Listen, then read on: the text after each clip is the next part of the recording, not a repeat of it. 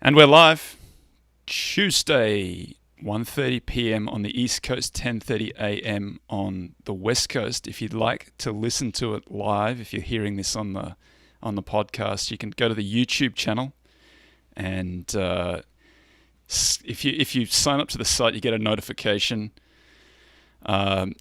Other housekeeping matters, sorry for all the ads.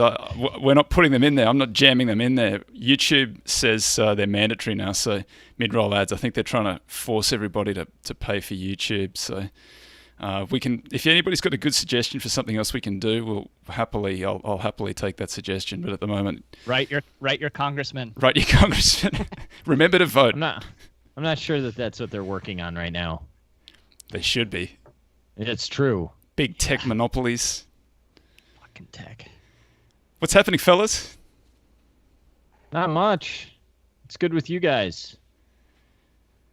I'm just looking at where we're coming in.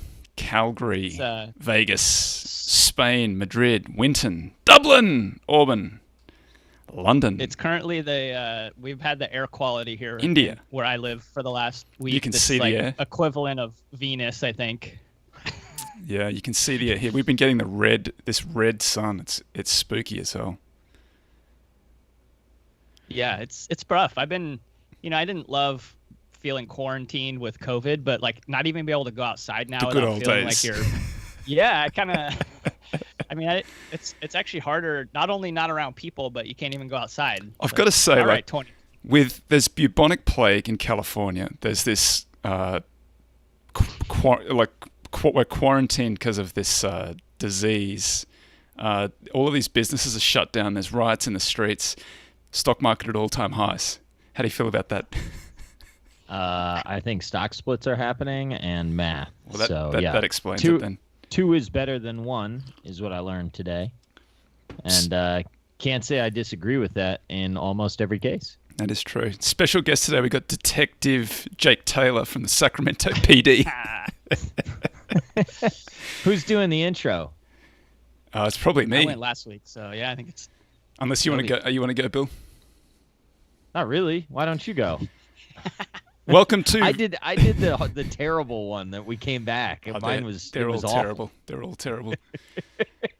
Welcome to Value After Hours. I'm Tobias Carlisle. Joined as always by my co-hosts Jake Taylor and Bill Brewster. Jake, what's your topic this week?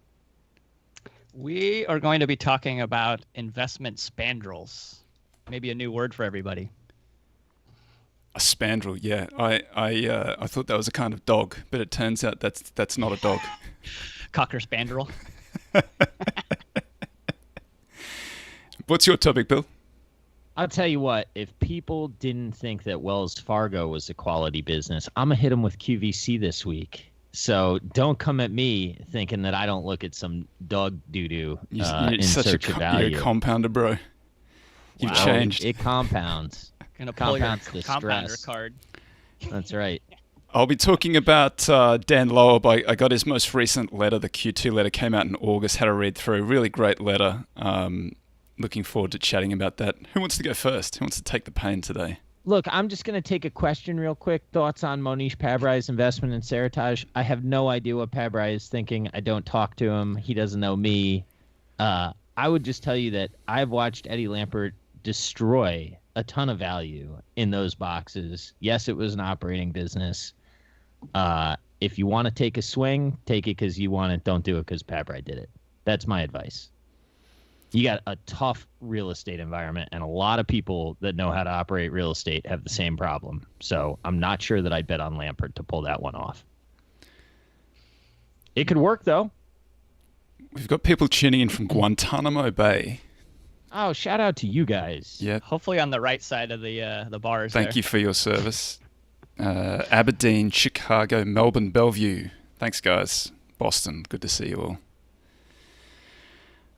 Did anybody decide that they were going to throw them? So I don't mind. I'll go first. I'll take the pen. Let's hear about Loeb. I'm excited about Loeb. So I haven't really followed him that closely for a while, but I'm a huge fan because Dan used to write the wonderful Poison Pen letters.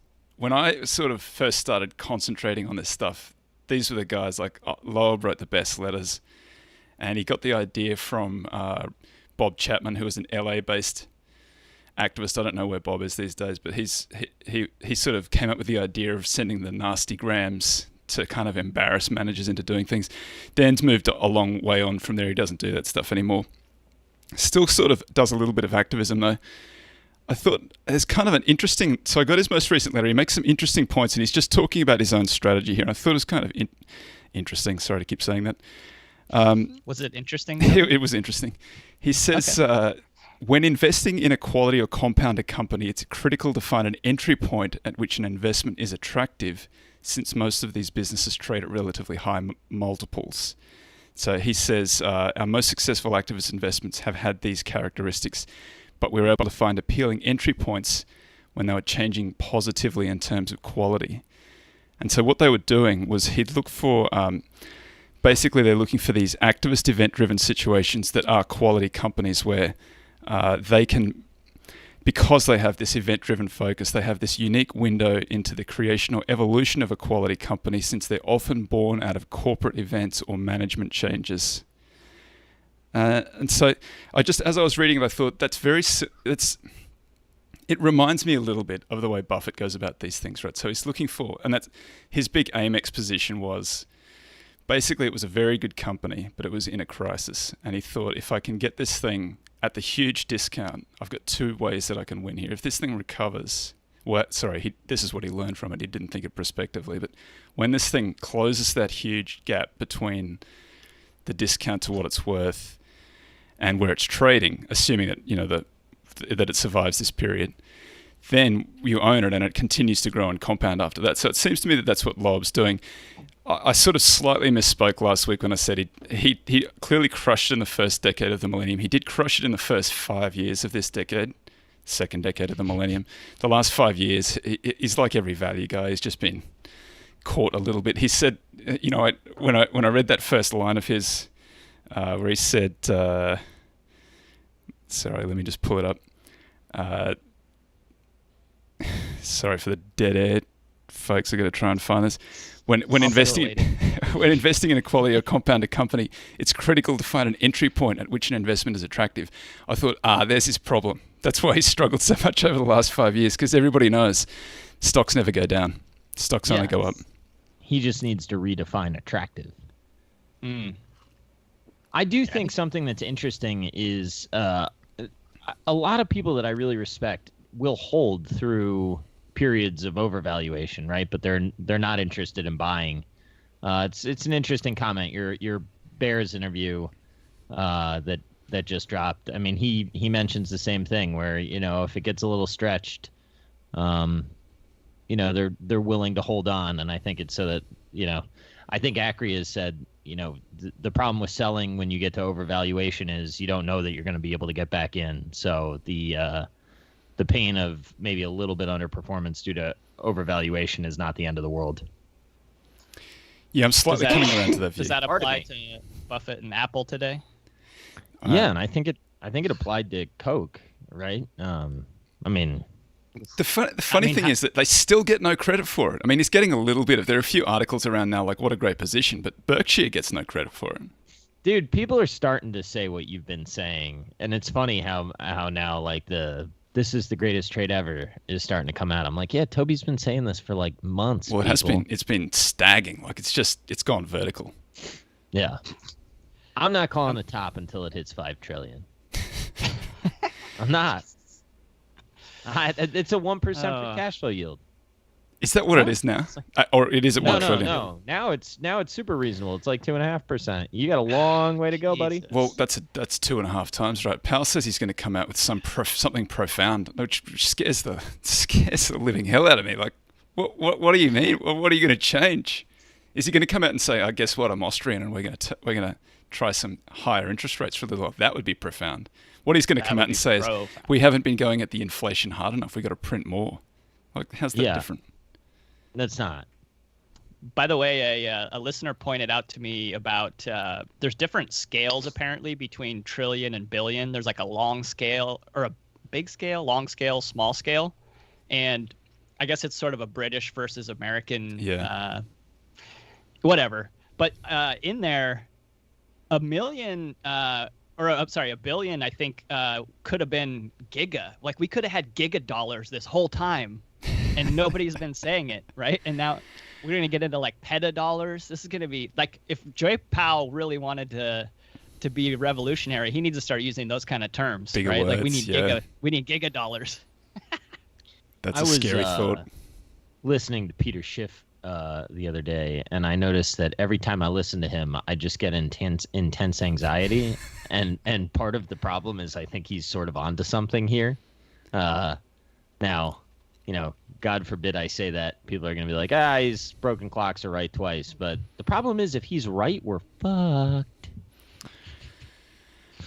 I think he's right over the long term, and in the short term, who knows? It's just it clearly can be pushed away from the value. The divergence between price and value can take a long time to resolve.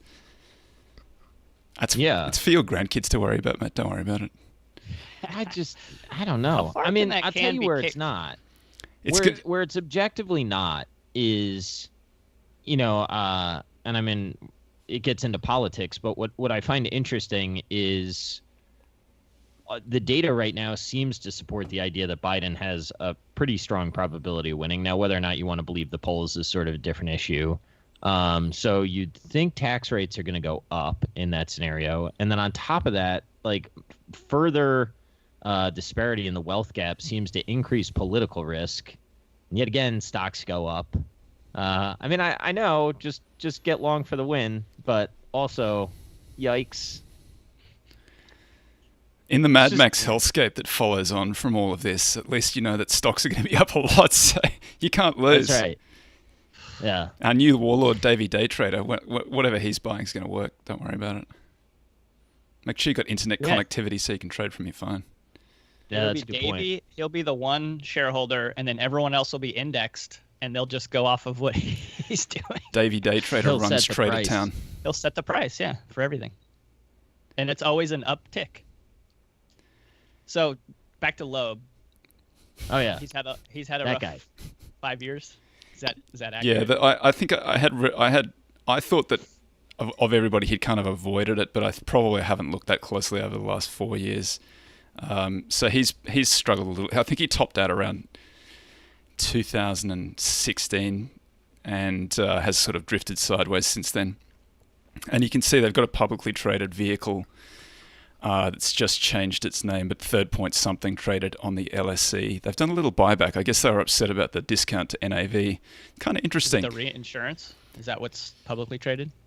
Like green lights? I thought they had. I might be wrong on that. I don't know. I want to say that it is, but they've changed the name, so I don't know exactly what it is now. It could just be a closed-end fund. It might just be funneling money back into the partnership. I guess there's no carry on it. I don't know. People should look at that themselves. But it is publicly traded, so you can buy it. And there's an OTC ticker over here as well that I found when I was looking, which is why the letters are publicly available, because the letters are posted on Seeking Alpha, which is unusual for a lot of these guys. Their letters don't get out into the wild, but his do. Very clearly written. I think like Ackman's closed-end fund, it's probably one of the better at the time when it was trading at a big discount to NAV, and he was kind of at his low ebb. That was probably a good trade. And I think Loeb is at his low ebb and big discount to NAV, and they're doing something about it. So it's an interesting position to look at. The problem is that I just think there's so much stuff out there right now that it's hard to kind of pick any one thing over anything else, and I'd rather just stick to my own process at the moment. Yeah. It's fair. What's the biggest? Do you know what the biggest position is in there? Like, what kind of stuff is he even in? Damn, that's a good question. He's talking about some of his older positions. I'm giving you an F on your homework for this. I'm not trying to replicate. No, I like that Loeb guy. Yeah, exactly. I'm not trying to follow him into this stuff. I'm just interested in what his strategy is. I'm just curious what he thinks is like, a quality that's turning point. That's for some corporate action. Is that a stock split? That's the corporate action he's talking about.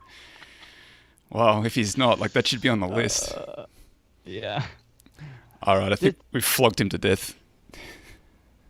The thing that stinks about Apple up here is like the buybacks just don't juice it like they used to, you know? I mean, Yeah. it's like, tough. man, that's kind of not the most exciting. Now, I'll tell you what, if they did a special dividend, I'd get like super amped. I'd have mad respect for Tim Cook if he did something like that. That'd be the outsiders. Yeah, you know, like if they were like, it's a little stretch now, you know, that would take some sort of, you know, acknowledgement that maybe your stock can get stretched. So that probably will never happen. And maybe it's not. Maybe there are people out there that, I mean, I just said 5 trillion when I call the top. So buy it in now. Let's talk about a stretched stock very quickly. Tesla, I think, is like bananas stretched in this market. Never heard of it. And I think that Yeah. when What do they do? Do they mine gold off of asteroids? Is that what they do? they sell carbon credits Equity. that they get from other car companies. That's where all of their profit comes from. But at some point, when that company cracks, this whole thing's over. By the way, that's the end game for me. But These are famous last words it, right here. it hasn't cracked yet. Like, I'm not saying it's going to crack. It hasn't cracked yet. But when it does, the whole thing's over. But This just in, value guy gets pissed off, says Tesla is the key. I'm not pissed. Do I look honestly, unhappy? I'm kidding. Ultimate short. But I do think that I don't understand. Like, from their perspective, an interesting trade. Why did they go and just issue stock and buy or buy fiat for stock? Then you get like massive, lots more production, lots of brands. Turn all of that stuff electric. You know, that's game over for everybody else if that happens, right? Maybe they just don't want a shitty car company. Well, they've got one, so That's true. Yeah, take a look at that balance sheet and imagine what you could turn all of that equity into from someone else's balance sheet. yeah. It's a little. I question all these like Elon is a genius 4D chess kind of comments if he's not doing something like that, honestly. But dude, we've been wrong forever on that stock. So I don't know why anyone would actually listen to us. What I would tell you is forget about Fiat. They should go out and buy Volkswagen because that has some dope brands. And if you could do like Bugatti and Bentley and electric, that would be pretty sweet. Get yourself a why Beamer not? too. You've already got the brand in Tesla at this point. What you need is like actual productive capacity. Yeah, that's what I'm saying. Get the capacity. Turn them all electric. Stick those brands on like co-brand or, powered by Tesla, something like that. Put a little powered by sticker on the car. Ram truck by Tesla. Maseratis are pretty good looking. Yeah, the Ghibli. Those are nice cars. Yeah. That grill is mean. And the problem is the engine sounds so awesome. You turn it electric, it's like you lose something out of that. But we can make that in with a microphone or a bullhorn that's inside the car and have it make noises. I'll tell you what, my dad's like a big car guy. He sends me all these reviews. All of the reviews on the Fiat portfolio of cars are just atrocious. Are they really? Yeah. Just horrible. What they need is someone who knows how to make pretty cars then. Tesla swoops in, tells them how to do it, fix up that, use that production line. Like, Tesla's still got to build factories, right? They got to build factories China's to do these doing things. it They for got them. factories. At least according to Montana Skeptic. Shout out to you. A simple probably why I Tobin's don't like Q, though, would tell you that do you buy it right now or Yeah. do you build it? Yeah, And Maybe- for Fiat, that's a buy it situation. that's a good point. Maybe China builds them for free. Every time I talk about Tesla, we get a downvote. Oh, good. Yeah. Well, we I would- admit that- that that we was don't actually- know that was what's going on with actually- the stock. You don't have to downvote us. I mean, I'm a fundamental guy. That's what's been holding me back. Like, I can't get the... it's the blue sky that I don't understand. I freely admit that. The asteroid mining is just a little bit beyond me. Like, I always think if you go mine an asteroid, like, you got to work out how you get the mining equipment up there. I guess they kind of answered that question a little bit in that in the Bruce Willis movie. Like, you don't send astronauts up and teach them how to mine. That would be too hard. You send miners up and teach them how to be astronauts. That's the easy way around that. So I'm glad we solved That's that problem. smart. Michael Bay doing God's work. And I what think happens to the price of something when you introduce a huge quantity of supply? Well, when you split the shares, they go up. So I imagine it goes up. Yeah, I think that's generally correct. If you're feeling particularly hungry, get the pizza cut into a few more pieces. That's fair. I mean, it works on my kids. So. Peep this. On a 5-year basis, Tesla's enterprise value forward, according to Bloomberg estimates, their forward EV to revenue is 5.5 standard deviations outside of the historical norm against their own valuation. Now, obviously, it's because people realized what they can actually be now. and before So no one you're knew. telling me there's a chance. 5.5 is a big number. Everything's a little stretched now, though. Even Apple's like at peak multiples. 5.5, sir. That's a lot of standard deviations last time I checked. That's assuming I heard a normal once you get to distribution. 3, you're pretty outside of the norm. But, what do I know? All right, Anyway, let's do Bill's topic. why do you want to go to there? Yeah. 'Cause we're stalling out here. Apple. Yeah, Apple's 4.2 on an EV to revenue basis. Well, anyway, yes, the beautiful QVC, the one that your grandmother loves, a John Malone special. We got a little bit of a Greenblatt special situation potential here. Let me bring up the Checking all the boxes. Yeah. So in case you don't think QVC is bad enough to own, why don't we heap leverage on it? So you're looking at a $10 billion EV with $6.7 billion of debt, $1 billion of cash, $4.5 of market cap. You got $1.6 billion of free cash flow to equity. So you're paying $10.59 a share today. For that, not only do you get all that debt, you're going to get a $3 per share distribution of preferred stock, yielding 8% for the next 10 years, and $1.50 in cash. That should come back to you by the end of the year.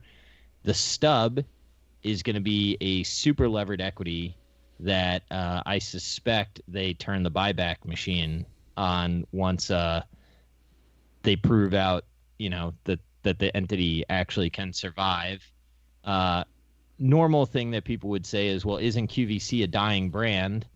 I would say that I have thought the same thing. I went to an investor day 2 investor days ago and found myself looking at all the men in the room when QVC, it's Curate Retail Group, when they were presenting.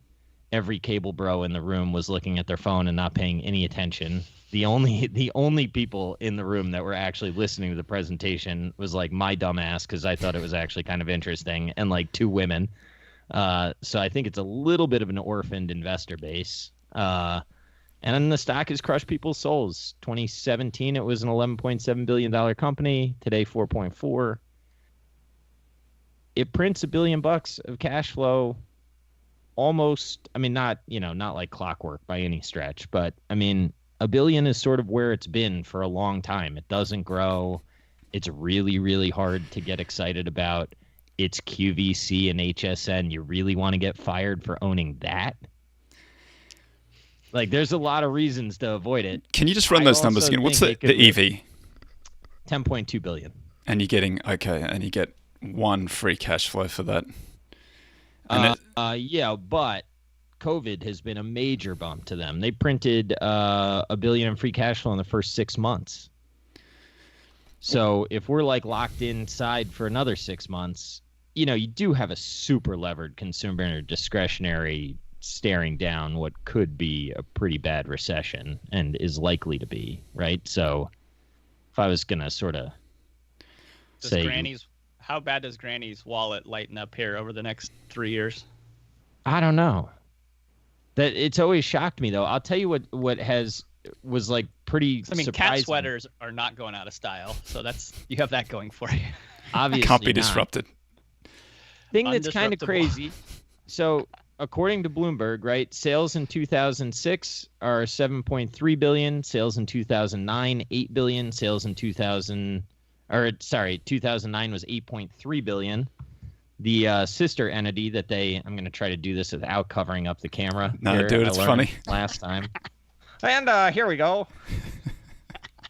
I was looking up HSN because they acquired that in an effort to do synergies. You got revenue of Home Shopping Network in 2007 was 2.9 billion. In 2009 was 2.7 billion. 10 back to 3 billion. I don't know, man. It's a screen-based shopping network. They're going to have to buy stuff on Facebook so that they can get, traffic. But it's a lot more resilient than I think people give it credit for. And I wouldn't be totally shocked to see this stock a whole lot higher down the road. I got the comment does cord cutting cut cut into that idea? Well, so you don't have the embedded or the part of the Xfinity platform that has apps. Like QVC actually has a very good product placement, and I just got a Roku box. They actually feature QVC like relatively prominently. I don't really see why they couldn't buy Facebook ads. I mean, Facebook's the tax man of the internet, but I think that really your core competence that you're betting on is some sort of screen-based curation factory. And they have like super fans, which I know sounds really fucking weird, but like it's objectively true. There are niches in the world that you can make money in. The biggest knock from my perspective is how are they going to grow? They don't grow. They think they could get 400 million of synergies in the next 2 years out of this HSN integration. We'll see. But if they do that and they can buy back shares, When's could be interesting. debt due? It's pretty How much laddered. time do we have on this? We got a while. Oh, it's pretty laddered. Some of the weird stuff that you got to get your head around is like, you got maturities in 22, 500 million of maturities. I mean, they're going to need to refi some maturities here, but I don't think the debt market has demonstrated that it's closed to anyone. So, I think they should be able to push some out. The weird thing though is like Malone called 2007. Well, Malone called a top in like 2000 and 2001, and they issued a bunch of these convertible exchangeable debentures, and they could be settled with Sprint and Motorola shares. And like, so when you're going through and doing the research, you're going to see these wonky like debt things that are tied to Curate, and you're going to say, why does this exist? His 2001 shareholder letter actually tells you exactly why. I mean, they just like straight up called the top in TMT and issued a bunch of debt and got 30-year paper, and eventually that stuff comes due. But these guys are smart. They may over-engineer things for a lot of people, but they're pretty intelligent. Got the comment of the week here from James West. Can I buy it in 7 easy payments of $9.99? And then you only need one easy payment, dude. It's $10.50 a share. Plus, maybe they'll split the stock. Boom. Wolf Flow says, just pick up your phone and call your broker now. I'm telling you, it stinks. But you came to a value podcast. Yeah, we're still talking mispricings here, as unpopular as that is. I mean, I don't know. I don't even know.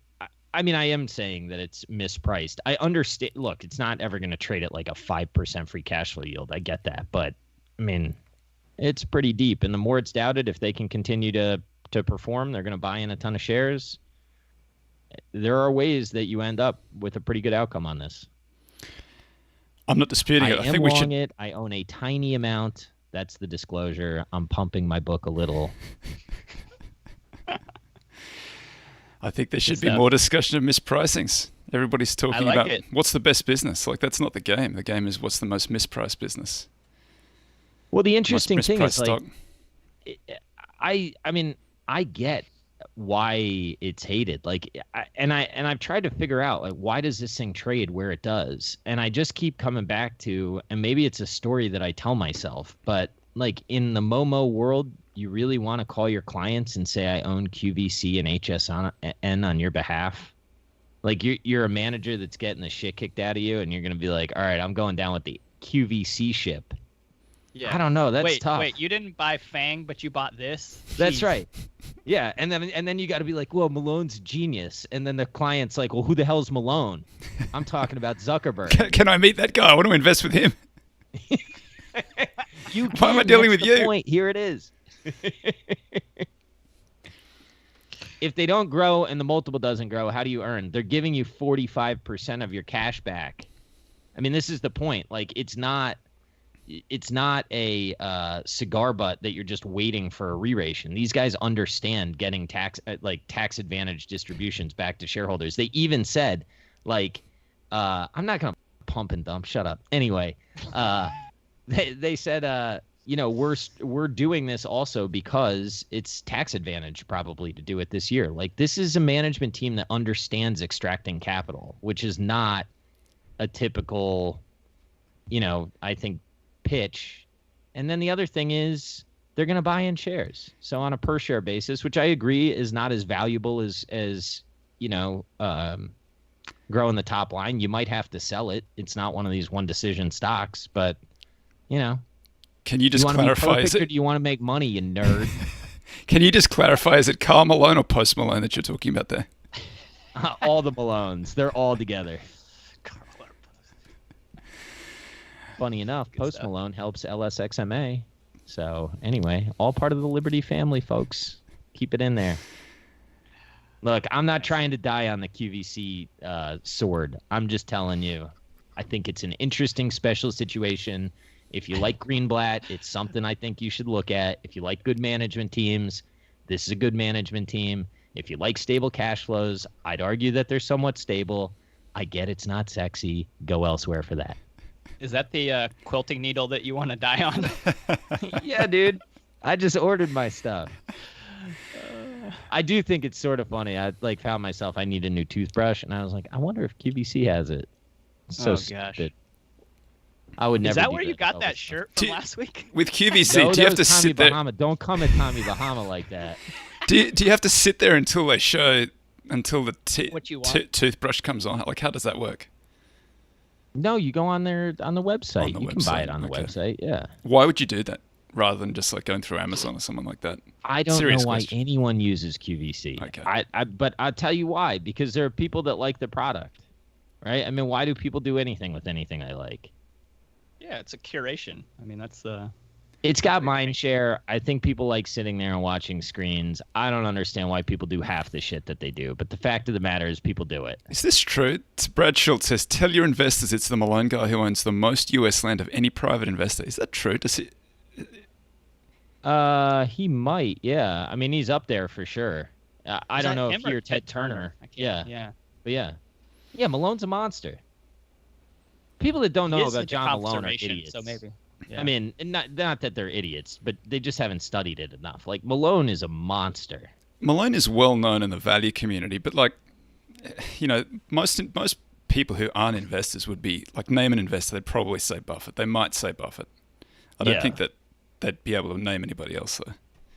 Yeah, I mean, I think like you watch Malone talk on those Liberty days. There we go. How he starts to talk about like how he views scale and how he thinks about strategy. That guy, I think I've learned probably as much from him as I have Buffett, but he's not as well known. Where do you go Malone's to smart, learn more? Man. What? Where do you go to learn more? What's the best source? I mean, I would start. He's got like this talk on YouTube that's about Cable 2 hours. I'd watch that. Yeah, the book Cable Cowboy is really good. The old TCI annual reports are pretty good. There's some Liberty Media letters that are floating around. I mean, it's all good stuff. Should Amazon buy it? Sure, if they're going to pay higher than the current share price. What do I care? All right, let's try to build it. Let's do Cocker Spandrels. All right, veggie time.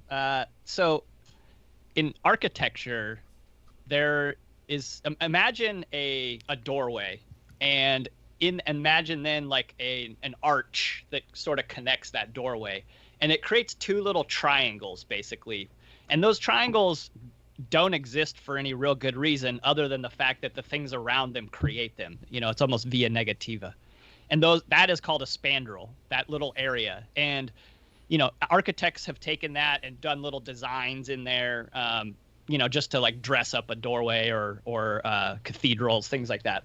Well, that term was borrowed then by Stephen Jay Gould and Richard Lowenstein in this 1979 paper that's actually about biology.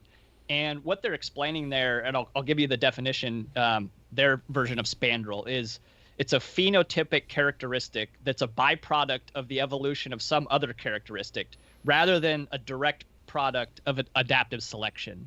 So it's basically, some characteristic about an animal or a plant that has come about as a byproduct of other adaptive pressures. So, for instance, like we have one, actually the human chin is a spandrel in that our faces pushed back in somewhat based on dietary changes. Are both and mine? it left it left this little like chunk of bone that's sticking out down at the bottom, and now that's why we have chins. And there's no adaptive reason to have a chin. Like, you're not using it to defend yourself or like scoop up ants out of a colony to eat them or something, right? Like, it doesn't convey any advantage.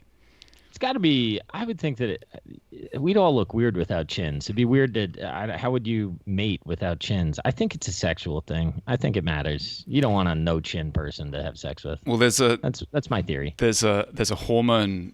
There's a relationship to the chin and hormone that humans are very good at identifying. Excess hormone, not enough hormone.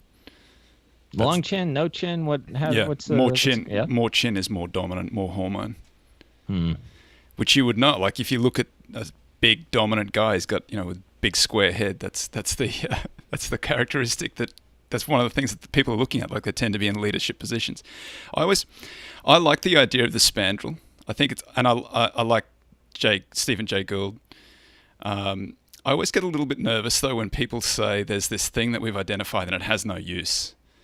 What that says to me is we just haven't figured out yet what the use is. And so I get a little bit nervous when I hear them saying there's no reason why we have this thing, because I think that let's just pull it out, and then you discover a few years later, oh no, wait, that thing controlled this part of your biology, this part of your physiology, which was really important.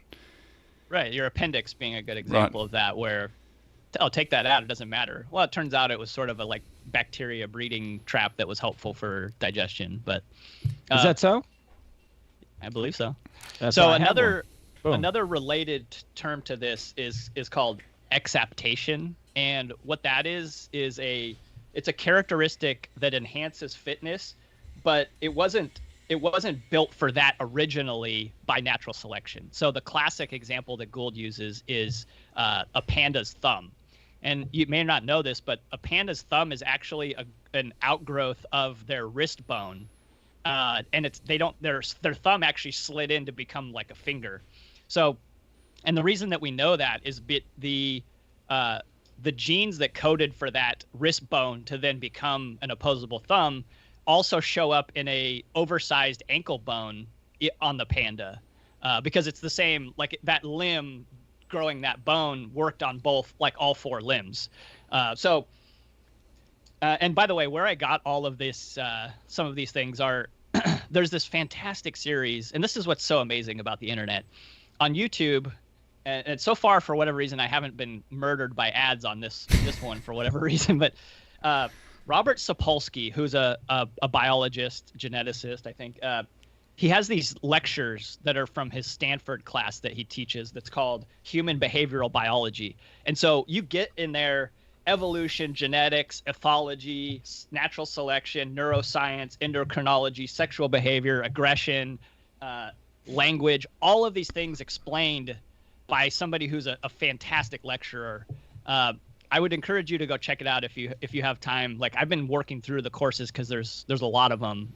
But so I'm taking Stanford classes. It's actually from 2010 is when they were recorded, but probably not too much has changed. But can I piggyback you real quick while you're checking that stuff out? Michael Sandel, I'm pretty sure on Justice is a Harvard course that is on iTunes U. I'm pretty sure that thing is incredible.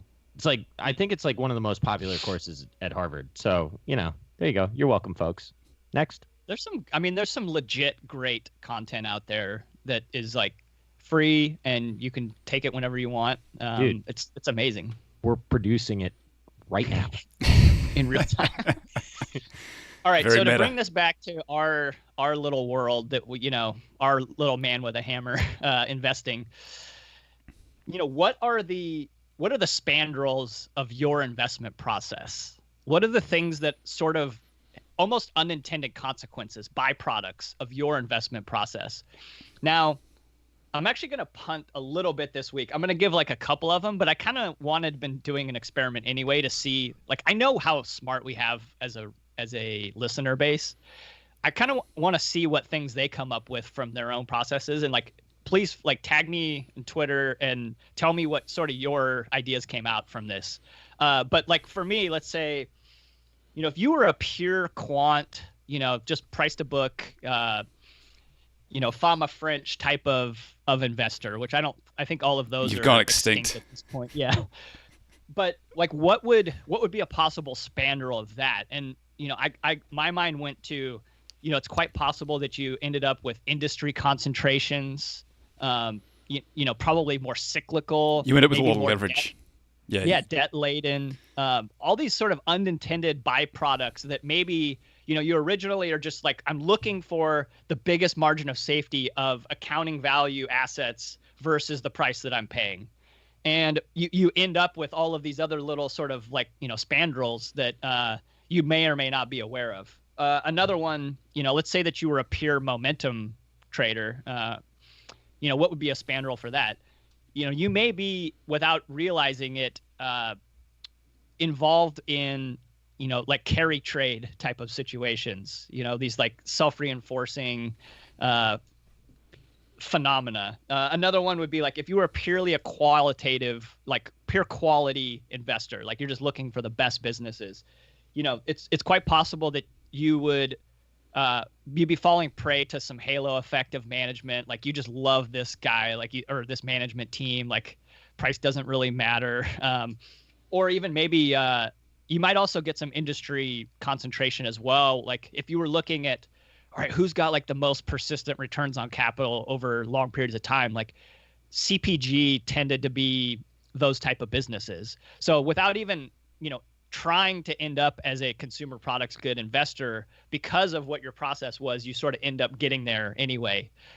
So anyway, I wanted to throw that out there and you guys can start if you have any spandrels in your own process, but I kind of want to see what our crowdsourcing could produce for this one. The most obvious one for value guys like me, for deeper value guys, is you end up being short growth a little bit.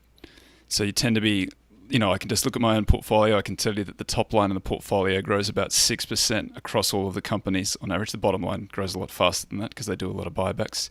But then that's the problem. So that's good. That's a bet that I take. Eyes wide open, mind calm and relaxed. I'm doing it on purpose. Most of the time, that's a good bet. Has been a good bet recently. Goes through long periods of time where it's not a good bet. But what most investors tend to do is overpay for growth. So I'm always tending to, I don't know if underpay for growth is the right is what I'm doing, but I'm short growth. Yeah, we're trying to pay less than growth. 6% though. I mean, that's like 2 times GDP. That's not bad. Yeah, but is it like what's real inflation? Is real inflation? I would guess it's probably a little south of real inflation, which is probably why it's getting punished at the moment. Could be. Wearing a tinfoil hat to make that claim. Well, yeah, a little bit, but that's true. That's exactly right. That's one of the things I've been thinking about a little bit. Spandrels, cocker spandrel. I don't know. I mean, the stuff that probably keeps me up at night a little bit is the amount of leverage that I have in my portfolio, but I've outsourced a lot of that to Liberty, and I think they're pretty good at managing it.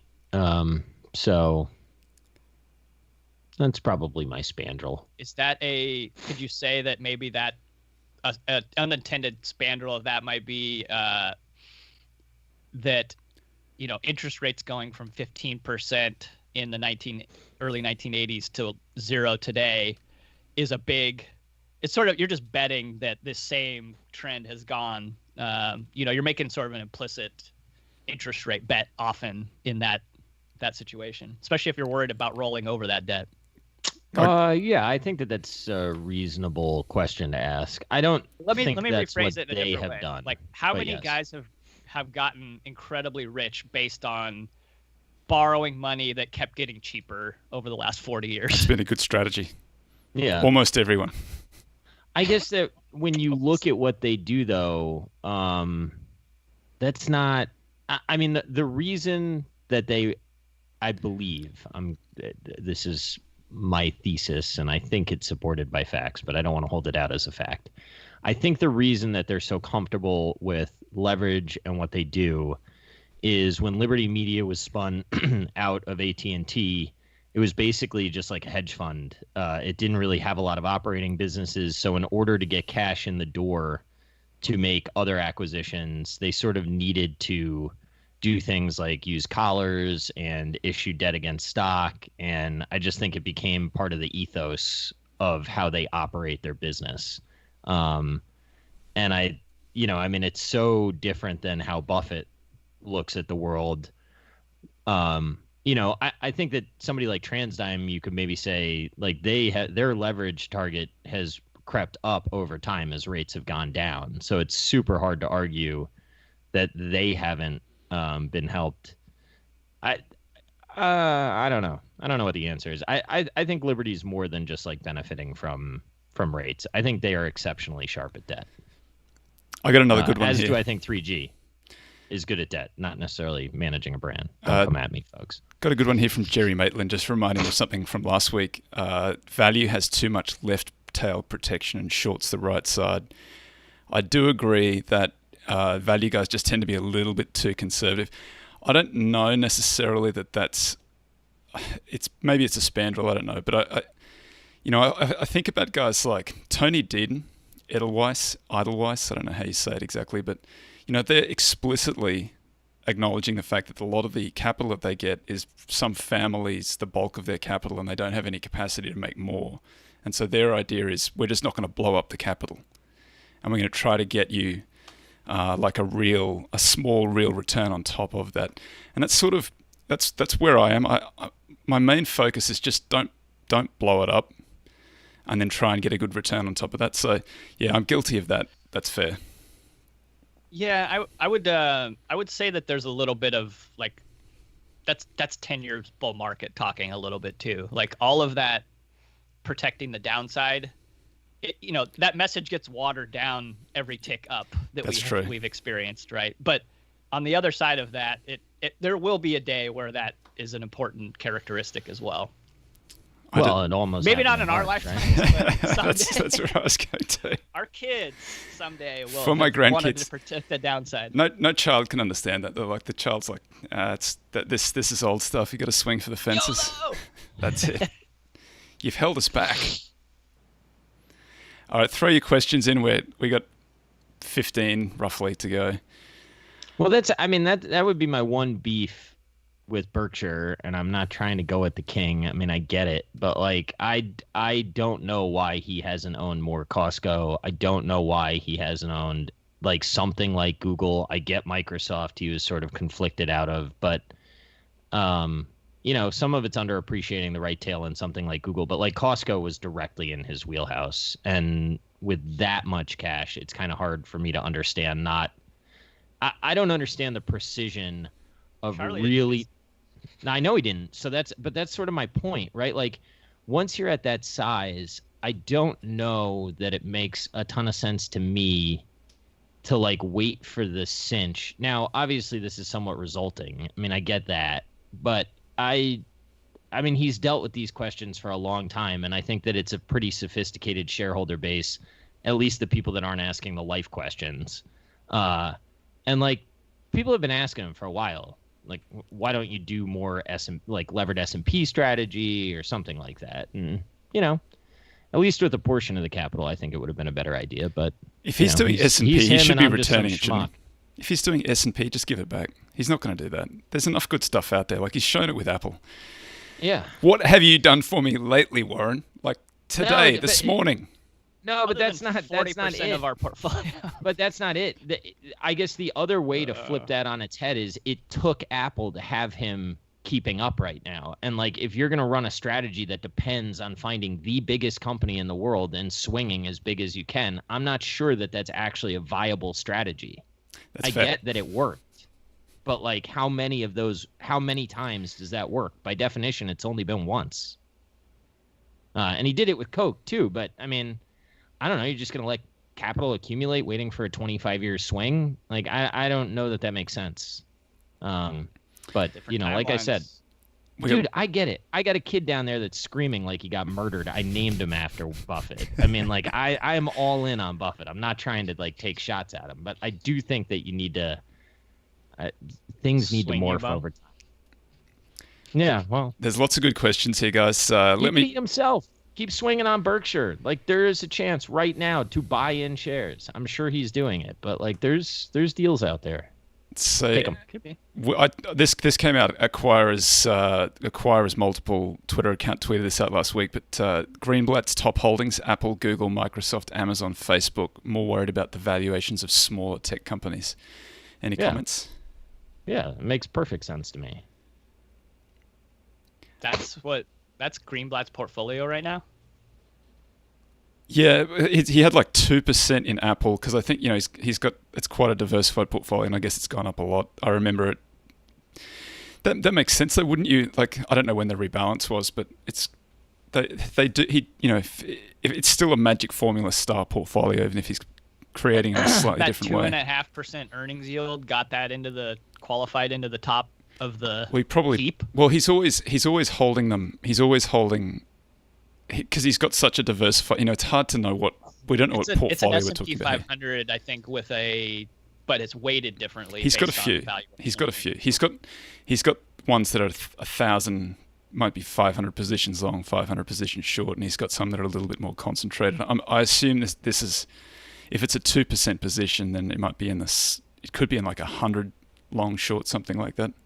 It's a good list of names. I looked at them and I thought these are high quality companies. I don't know how, but that's the magic formula element that pays up for the high return on invested capital is going to capture some of these things. I mean, I just don't think that I don't think that you can look at Fang and say this is patently crazy. I do think that some of these smaller names are I'm wrong on this every time I say it, so I should just shut up. But we'll see how they do over time. But this isn't Fang. This is because I don't know how Netflix is just it's lucky that the acronym means an N. Fair. That's fair. Because I think that the Favomar is probably the Facebook, Apple, Amazon, Alphabet, and then like Visa and MasterCard are probably, and there's some other ones in there too. But if you were to list the best kind of businesses out there and not worry so much about the valuation, that's probably what you come up with, something like that. You got any thoughts on Discovery? I know it's an acquirer's multiple stock at the moment. Disque.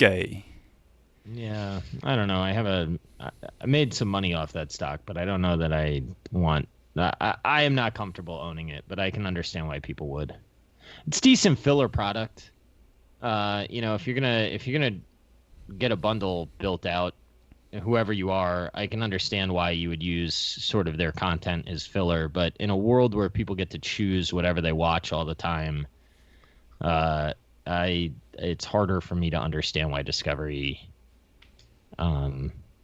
really is the one that I want to bet on. And I like Zaslav, but I think he's fully derailed from my version of reality over the past 2 years. What's in Discovery? It's like Discovery, and then they did Scripps. So you got like basically HGTV, Food Network. You got the Discovery Channel. You got like Greatest Catch. You got that gold mining show. I mean, it's actually like pretty addictive content. That's good content. If you get into it. Yeah, it's not bad, and it's super cheap. Shark Week. Shark Week. Oh, there you go. Some of the parts. Shark Week gets you there. That's right. Yeah. Puts you over the top. It's I mean, look, they built out like a DTC product because they got some I sort of forget where the geographies are now, but they have the rights to the Olympics in certain years. I mean, it could work. I just don't know. I don't know. What's your concern? I just don't see how like the whole ecosystem is eroding under their feet. And I'm not sure how they pivot. Like, they have super fans, so maybe what I'm saying about QVC applies to them. It's just a little bit harder for me to understand how it does apply and how it can't be replicated. So you think it tends to be more kind of filler content that goes in with a bundle rather than something that someone's going to actively seek out? I mean, Shark Week maybe, but people aren't seeking out I think Deadliest it's like Catch or whatever. People just boob out on, and now when you have like podcasts like this, I just think that there's a lot more share of time to boob out, and I don't know that I believe fundamentally that wins. And if I don't believe that personally, then even if the stock does well, I'm not going to realize the return because I would sell if there's a hiccup. So it's just not the entity for me to own. All right. Next question. I got a good question here. This is sort of a little bit about what we've been talking about, but hasn't protecting the downside tilted toward owning durable growth assets, given the precedent has been set that the US government and Fed is willing to pump $6 trillion into the economy during any economic event? I think that's like $1 million question. Yeah. I tweeted that out. I said the equity risk premium has now decreased, right? Because we know that the Fed will bail out equity. But I don't know. I'll tell you what, it's going to be an ugly, ugly, ugly scenario if that's the assumption and it's wrong. I mean, to just play that out a little bit further, though, and let's say we actually got inflation, which I don't know one way or the other, but let's just imagine we got 5, 7, 8% inflation, actually measured CPI. So real life, 2x that or something. But let's say that that happens.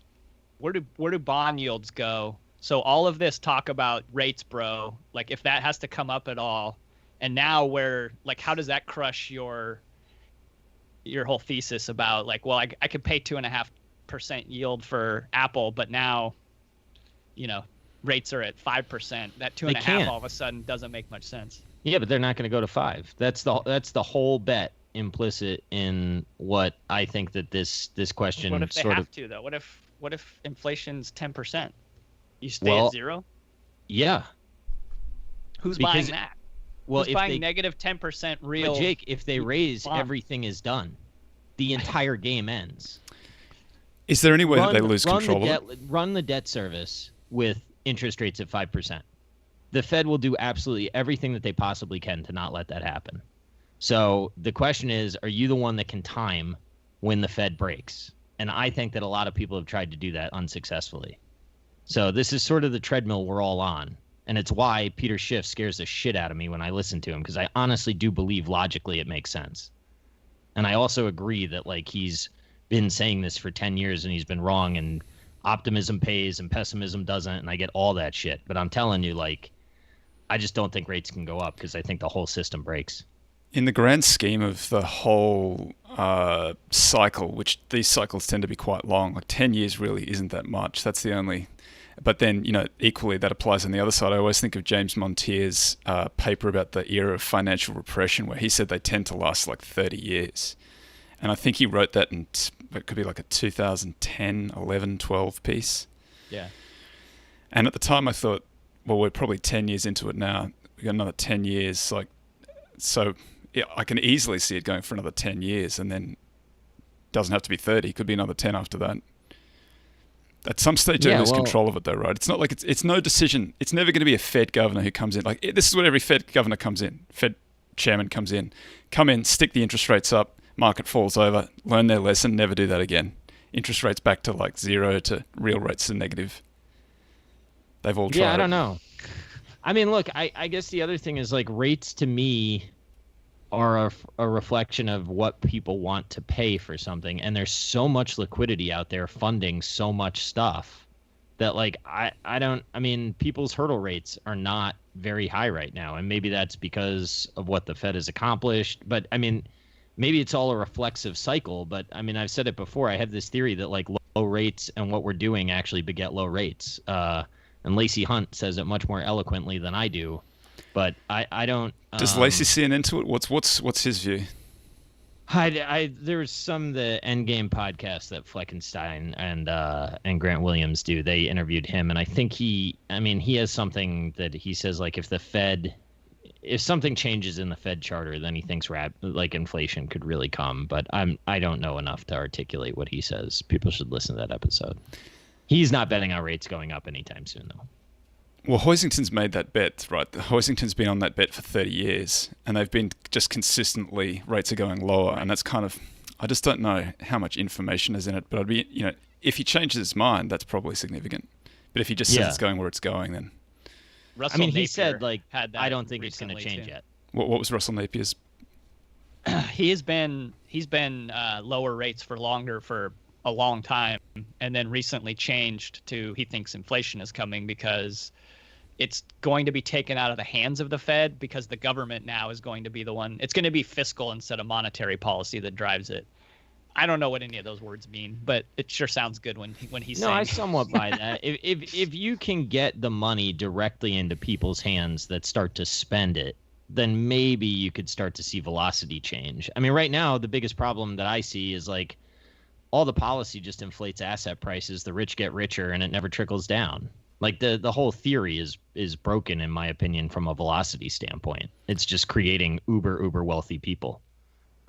So, that doesn't really accomplish velocity. There's lots of great questions in here. I'm sorry we didn't get to them, but I think we've run out of time, amigos. We've got to do full one macro too, as any financial pod must eventually. It always happens. We started out at QVC and ended up at macro. We're talking discount rates and we're talking duration. It's one of when I had the conversation with Cliff Asness, that was the one thing that I was interested in, because they just done the paper on the interest rates. I think it's Tobias Moskowitz and somebody else. Sorry for forgetting that, but they tested everything that they could think of.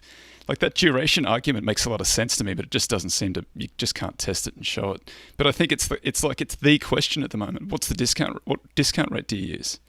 I thought Bears was pretty interesting when he said that he used 10, and the reason that he did it was, you try to see if you're hitting the market average hurdle rate, and then he even acknowledged like that might be a little bit high. But I that was an interesting way to think about it. What pencils out at a 10% discount rate right now? That'll look hard. I really enjoyed speaking to Brian Best. He's just really polite, humble, nice, easygoing guy, super, super smart. When he said that 10%, and when I had a look at some of the holdings, I was like, I don't know exactly how you get there, but that's, he's running $4.6 billion and he's been doing it for 20 years. So I'd take my hat off to him. Well, I think what he would say, right, is like his analysis probably weights the back end of that cash flow stream more than you and I would be comfortable without doing his analysis, right? I mean, that's pretty much what he said. I think I did talk to him a little bit about that, though. I said, how far out I think he might, even at 20 years, it's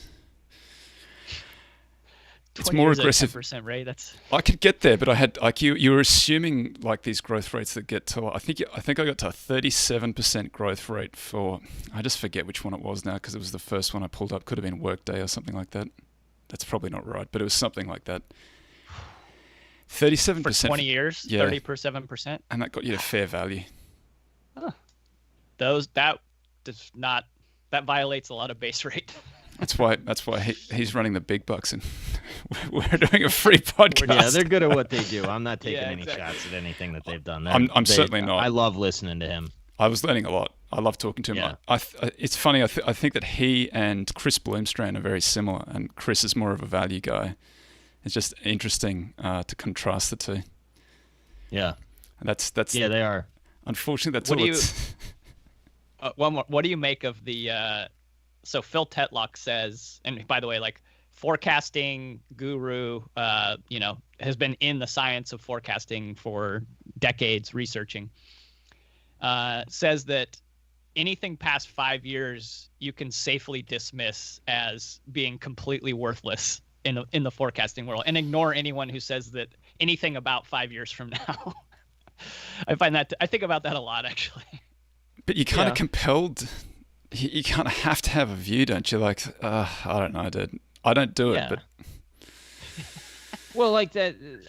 What is it? Why we're not running the big bucks, Toby? Yeah, that's true. Why can't I think of it? Is it Waste Collections? What the hell is the company name? I mean, anyway, it's like a local monopoly trash collection. Like, yeah, I think you can reasonably forecast that for 5 years. Now, yeah, it might be wrong, but like, if you're wrong on that, you're probably going to be wrong on everything.